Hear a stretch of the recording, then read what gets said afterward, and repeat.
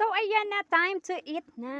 Kain na tayo. Yung ulam ko, yung ufos ng saging, hinaluan siya ng green munggo at saka ng sardinas. So, di ba special na ulam yung sardinas dito sa bundok kasi yun lang yung madali mo siya maulam. Pwede mo siyang lutuin, pwede mo siyang hindi nalutuin kasi diretso na siya. No? O, di ba? So, ayan na siyang ating ulam kanina. Yan.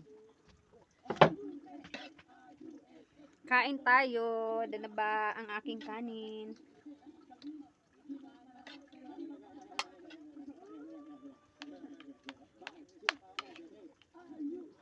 Hmm.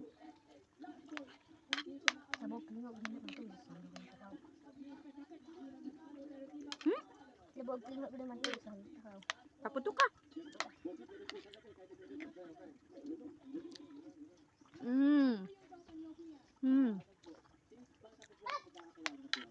Grabe ka, sarap-sarap ng ulam ko.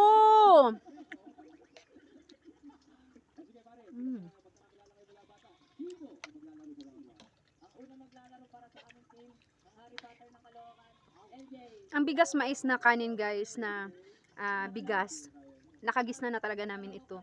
Kahit wala pa ako asawa noon, ganito na talagang kinakain namin. Kasi alam nyo ba, matagal tayo magutom sa bigas mais. Diba? At saka tipid pa. So kagaya ngayon mahal ang bigas.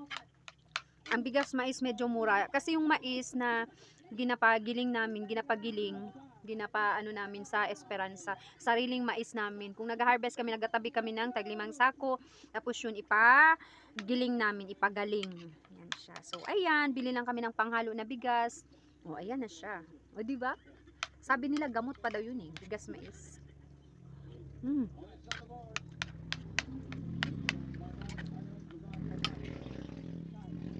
Mm.